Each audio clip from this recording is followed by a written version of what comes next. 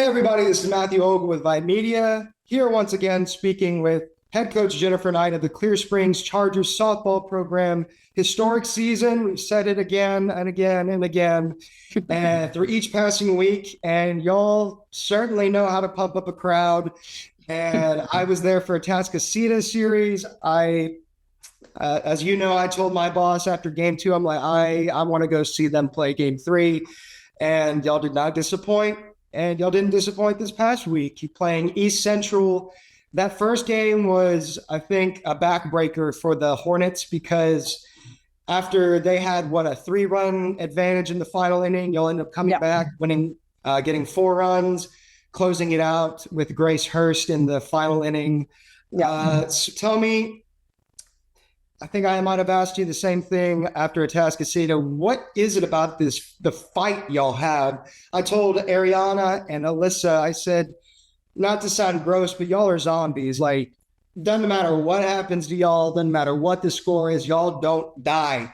Y'all always find a way, and I really hope it's going to be the same thing this week. Tell me, where did this fight come from all of a sudden for Clear Springs?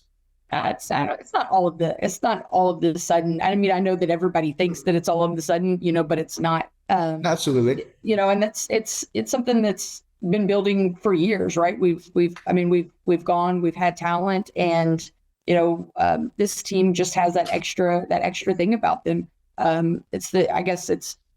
We've taken pride in being an underdog in everything that we do, and we've talked about, especially with our pitchers.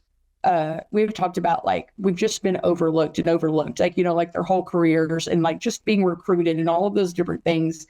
And we have a bunch of people that have been overlooked, and we feel like we just have everything to prove, and we just want to show people, hey, we're part of it too. For sure. I mean, my boss and I, Matt Malatesta and I just finished our little podcast, and he was talking about it. It's whenever you look on this team on paper, it's not like you don't see the players don't get all the credit they deserve because, I mean, granted, some of your players like Aaron, Ariana, and Jenna, they're going to play college ball, but for somebody who hasn't seen y'all play, they'll be like, oh, Florida A&M or Abilene Christian, San Jack, big whoop. But y'all played these teams like Katy where they're going to LSU, they're going to OSU. Doesn't matter. Y'all beat them. Y'all keep winning, and y'all have this awesome combination. Plus, your younger crowd. I think that's been the ace in the hole are these freshmen that have come up. Mackenzie Thomas. I was right next to her dad throughout the Atascocita series. He might be one of y'all's biggest fans. Obviously, he is. He 100% is. And then obviously Alyssa Garcia, she's had a phenomenal postseason, stepped up whenever y'all played East Central, obviously she stepped up against Tascasita. So the list goes on. You got all these players. Tell me, what has been the mantra for this year or the motto that y'all have lived by? Or not given. And that has just been our thing. And that's what we talked about today when we were in the gym practicing because it's storming. We just keep earning it every single day.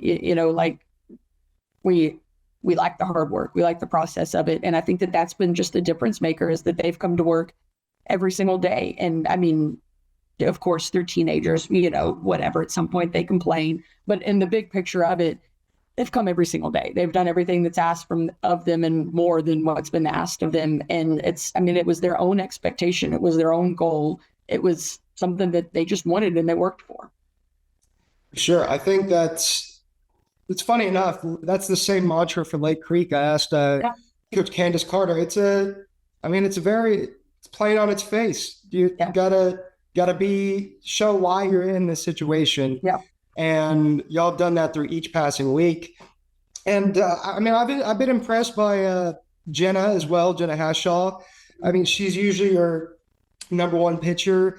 I mean, sometimes she might falter a little bit, but she's kept her composure. I've seen she's really started to clean it up, and you got a great defense, a great infield, outfield, phenomenal catcher. So I think that that's going to be a deciding factor, in my opinion, against Midway, because y'all have the bats, no doubt. Right. Offense is your mainstay. It's your bread and butter. So it's going to come down to that, I think. So tell me, in your words, what are the keys when facing this Midway team that has been to the state tournament 12 times? They were there last year and then got upset in the final inning by Weslaco.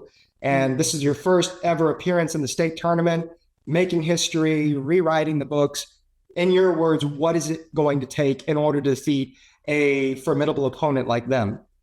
I think we approach it the same way we approach Katie, and that's what we've talked about with our pitchers. Grace Hurst, who's closed out most of the game, well, all of the games for us as well.